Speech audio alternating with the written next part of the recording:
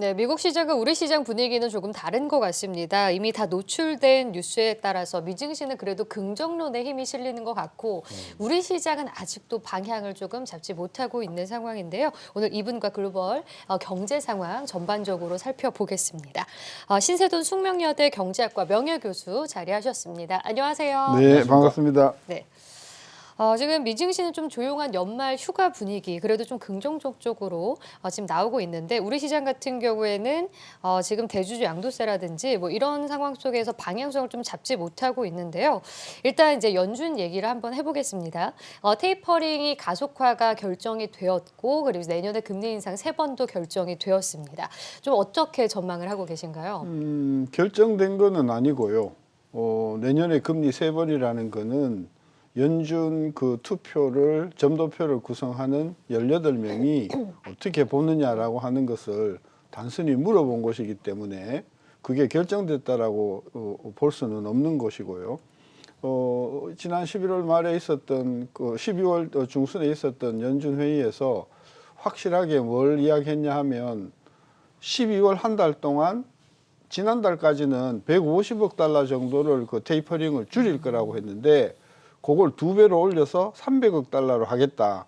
그걸 이제 발표를 했는데요. 문제는 1, 2, 3월에도 그 속도로 갈 것인지 아닐 것인지에 대해서 아직 확실하게 나온 것이 없어요. 그래서 지금 그 시장에서는 테이퍼링이 굉장히 가속화되면서 금리를 많이 올릴 것이다라고 생각을 했지만 실제 시장에서는 미국 시장에서는 굉장히 뒷문을 많이 열어놓았다. 그래서 미국 주식시장이 12월 14일, 15일 그 이틀 동안에는 굉장히 많이 빠졌다가 곰곰이 생각해 보니까 야 이거 뒷문 많이 열려 있는 거 아니야? 결정된 거 하나도 없는 거 아니야? 이런 생각이 들면서 갑자기 지금 이틀 동안 굉장히 많이 올랐거든요. 그래서 아까 우리 앵커께서 말씀하신 대로 내년 금리가 3번 올라가는 것으로 확정됐다라는 것은 그거는 아니고 상황을 봐야 되는데 뭔 상황을 봐야 되냐 하면 오미크론이라고 하는 변수가 얼마만큼 경제에 심각한 영향을 줄 것인가 이거 한번 봐줘야 되고 또 하나는 인플레가 얼마만큼 심각할 것인가에 대해서 수치를 봐야만 내년 초에 금리를 3번 올리든지 그 결정이 된다. 그래서 12월 14일, 15일 연준 회의의 결과는 상당히 유동적인 그런 저는 그 입장이었다고 저는 그렇게 평가를 해요. 그래서 미국 주식 시장이 당일 많이 빠졌다가 그 다음 이후로 계속해서 지금 올라가면서 오늘 아침 새벽에도 제가 봤는데 산타랠리가 없는 줄 알았는데 산타랠리가 있다. 연말까지 산타랠리가 계속 될 것이다. 요게 지금 미국 시장의 분위기예요. 네. 방금 교수님 말씀하신 내용을 가지고 제가 창을 열어서 보니까 7일 평균 이 코로나의 발생 그 피크 사이클을 보니까 약 한 4개월마다 이 파동이 일어나네요. 보니까 1월 달에 일어나고 5월 달에 일어나고 9월 달에 일어나고 지금 12월 달, 1월 달에 일어나는데 7일 평균선이 이렇게 간다 그러면 내년도 아직까지 코로나 문제는 계속 우리 언론에 나올 수밖에 없는 문제다. 그렇죠. 그렇죠. 미국은 우리는 매일 확진자 수를 발표하지만 미국은 7일 이동 평균을 발표를 해요. 그게 이제 아까 말씀하신 대로 한 3달, 5달 정도. 근데 이제 이게 연말이기 때문에 아무래도 이제 그 모임이 많거든요. 그래서 우리는 혹시 바이든 정부가 그 오미크론 확산을 우려해서 이 락다운 비슷한 것을 다시 도입하지 않겠는가, 유럽처럼. 근데 의외로 바이든 정부는 즐겨라. 크리스마스 연휴를 즐기되 백신 맞고 마스크 하고 즐겨라.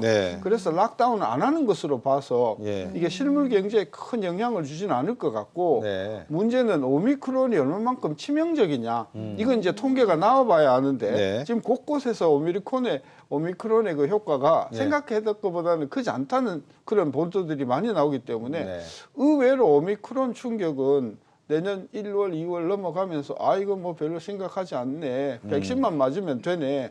부스터 샷만 맞으면 되네. 이런 분위기로 흘러갈 것 같아서 미국의 실물 경제는 유럽만큼 심각하게 코로나 타격은 받지 않을 것 같다는 게 미국 시장의 지금 분위기예요. 예.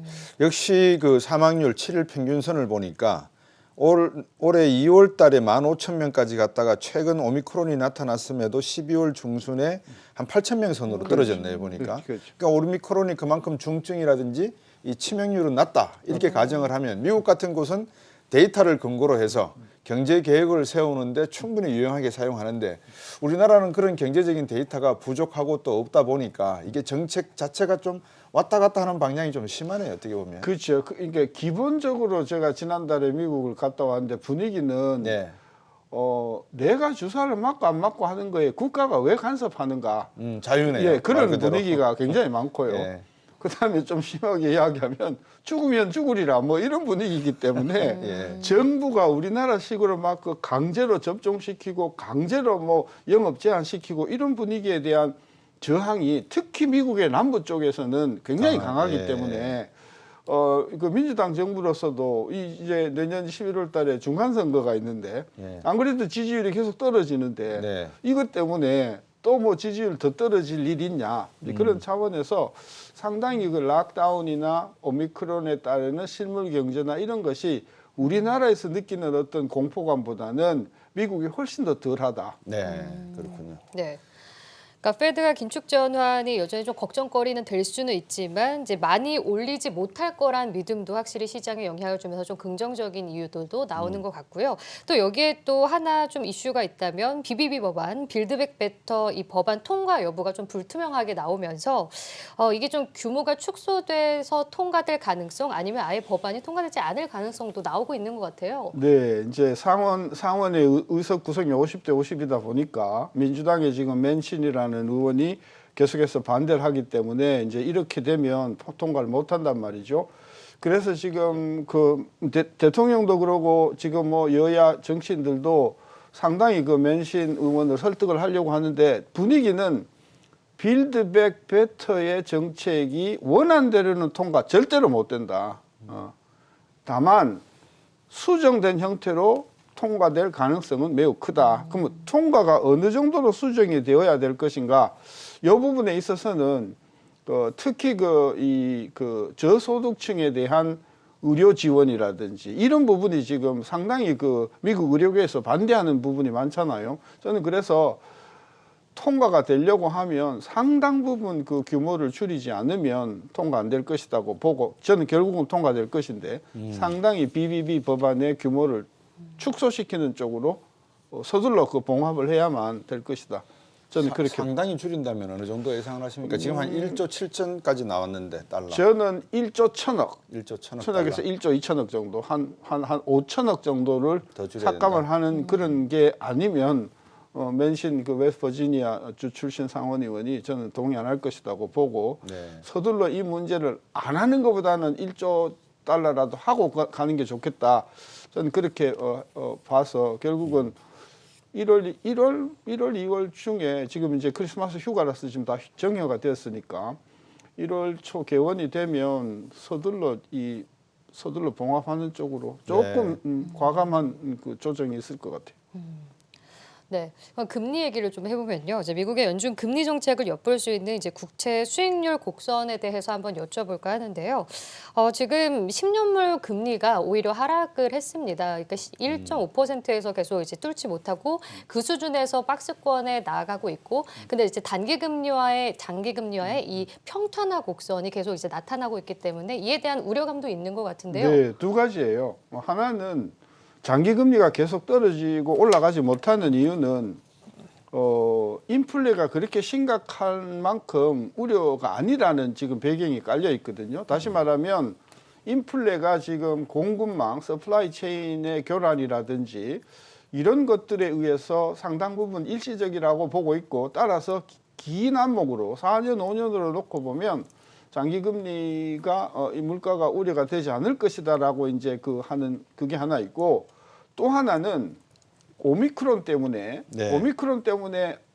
주식 시장이 최근에 조금 불안하니까 예. 대체 투자로 그 단기 그 국채에 많이 몰렸기 때문에 단기 금리가 국채 금리가 많이 올라갔었기 때문에 평탄화가 생긴 그 부분이 있거든요. 네. 그래서 정리하면 단기 금리가 과도하게 올라간 것도 조정이 될 것이고, 그 다음에 내년도에 인플레가 어느 정도 현실화되면 이게 장기화가 된다 그러면 다시 그 수익률 곡선이 일드 커브가 다시 정상 속도로 기울기를 찾아갈 것이라고 봐서 지금 현재는 조금 단기적인 비정상적인 그런 어떤 수익률 평탄화다. 그리고 어제 그저께 연준의 의장이 네. 기자회견에서 그 말씀을 했어요. 기자가 물었거든요. 예. 이게 수익률 곡선이 너무 평탄해진 것은 예. 실무 경제가 굉장히 안 좋다는 것을 의미하는 것 아니냐 했더니 연준 의장이 뭐라고 말했냐면 우리는 장기 수익률에 대해서는 별로 신경 안 쓴다. 10년, 20년, 30년에 대해서는 그게 내려가든 올라가든 우리 별로 신경 안 쓴다. 그 말 하는 것을 보고 저 연준에서는 수익률 곡선의 평탄화에 대해서 그렇게 심각하게 고려하고 있지 않다. 너무 신경 꺼도 된다. 그런 느낌을 받았어요. 네. 그래도 추세적으로 봤을 때 미국은 이제 긴축의 기조에 들어간 게 확실하고, 이제 중국 같은 경우에는 이제 부양책과 함께 계속 이제 돈을 풀려고 하는 그런 정책을 피고 있잖아요. 그러면 이제 우리나라가 이제 입장에서 이런 미국과 중국의 방향을 봤을 때 환율과 금리의 변화도 잘 살펴봐야 될 것 같은데요. 어떻게 좀 변화할 거라 보시나요? 일단 그 미국이 이제 최근에 기준금리를 조금 내렸는데 0.05%인가 내렸어요. 근데 지난 한 2년 놓고 보면은 0.4~5% 포인트 내렸는데 그 왜 내렸느냐에 대한 저는 해석이 좀 중요하다고 봅니다. 그 왜 내렸냐 하면요. 중국의 부동산 시장이 너무 과열되어서 그걸 조금 통제를 하다 보니까 부동산 회사들이 부도가 나는 거예요. 이거 부도가 나는 것도 이거 그냥 둘 수 없다 차원에서 한시적으로 저는 금리를 푸는 것이라고 보기 때문에 그 금리를 내리는 것이 부동산 시장에 순식간에 망하는 것을 막기 위한 조치다 이렇게 봐줘야 되지. 그것을 중국이 무슨 경기를 부양하기 위해서 대대적으로 내수를 활성화시키기 위해서 쓰는 그런 경기 부양책이 아니다 하는 것을 우리가 이해할 필요가 있고, 미국이 기준금리를 내년에 2번 올릴지 3번 올릴지, 2번 올리면서 0.5를 올릴지, 2번 올리면서 0.75를 올릴지 지금 현재가 불투명한 상황이라서 확실한 것은 미국 금리가 기준금리가 최소한 내년 연중에 0.5%포인트는 올라간다고 우리가 봐야 되고, 그 다음에 이제 그런 차원에서 우리나라도 최소한 0.5% 가까이 기준금리 올려줘야 될 텐데, 우리는 또 그 한은 총재의 임기가 3월 달에 끝나기 때문에 새 총재가 오시거든요. 그래서 새 총재 오시기 전에 한번 올릴 것 같고 내년 연초에, 그리고 새 총재가 오고 나서 새로운 기분으로 한 번 내지는 2번 올릴 것 같아서 우리나라도 미국도 금리가 올라가는 것은 확실하다. 문제는 경기가 얼마만큼 나쁠 것인가. 미국 경제는 금리가 올라가더라도 충분히 감내할 수 있다. 한 3%, 4% 성장을 충분히 이룰 수 있다. 실업률도 좋다. 그런 문제는 이제 우리나라가 내년에 금리 상승되고, 그 다음에 물가 올라가고, 그 다음에 코로나 이거 계속해서 혼란되고, 그 다음에 정권이 바뀌면서 또 정권이 바뀌면 또 새로운 정부에 대한 불만들이 이게 사회 불안이 되면서 내년도 우리나라 경제는 미국보다는 훨씬 더 좀 금융적으로나 주식시장으로나 실물 경제나 노사관계나 이런 면에서 저는 굉장히 좀 불안한 그런 상황으로 전개될 가능성이 커서 경제적인 요인보다도 정치 사회적인 요인, 특히 줄여서 말씀드리면 노조 쪽에서 내년도 대통령 취임하고서부터 강력하게 대통령 길들이기 이런 식으로 단체 행동을 하게 나오면서 사회가 불안해질 가능성이 있다. 그걸 어떻게 잘 수습하느냐 하는 그런 정치, 사회, 노조적인 문제가 경제적인 문제보다도 훨씬 더 비중 크게 부각될 것 같아요. 교수님 말씀을 듣다 보니까 만약에 교수님이 한은 총재로 내년 다음 정부에서 임명이 되신다면 미국의 통화정책과 중국의 통화정책을 놓고 중앙은행의 역할이 두 가지 아니겠습니까? 물가와 고용. 물가가 4분의 3. 예, 물가가 4분의 3이지만 어쨌든 이제 고용이라는 게 다시 들어갔는데 노조 문제를 말씀하셔서 중국 쪽을 깊게 바라보시겠습니까? 미국 쪽의 통화 정책을 깊게 바라보시겠습니까? 어떻게 하시겠습니까? 통화금융은 미국이죠. 통화금융은 미국이고, 그다음에 실물은 중국하고 우리가 무시할 수 없는 상황이기 때문에. 그리고 아까도 굉장히 중요한 말씀하셨는데 미국 같은 경우에는 고용 절반, 물가 절반 이렇게 보면 되는데 우리나라 같은 경우 한은의 경우에는 처음서부터 태초서부터 종말까지 물가였거든요. 그러다가 이제 고용 문제, 경기 문제 예.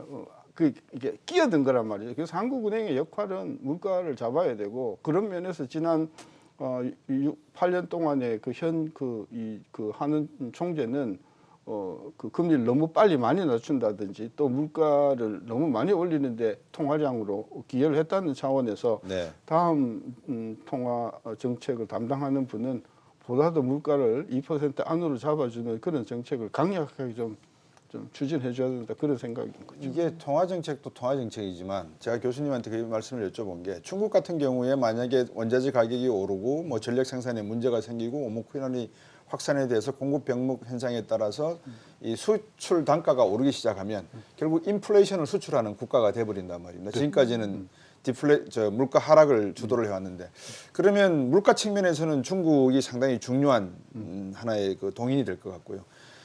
물가가 오르고 금리가 오르게 되면 그 다음부터는 이제 이 실업 문제가 또 하나에 발생하게 되지 않겠습니까? 결국은 이게 다 연계가 돼 있기 때문에 경제 문제는 이제 그렇게 되면 아까 말씀하셨던 뭐 정치적 이야기는 저희들이 좀 생략을 해야 되겠지만 이 실업 문제가 생산과 연계되어서 조금 더 악화될 수 있으니 내년부터는 한은의 역할이 상당히 중요하다라는 생각도 들어서요.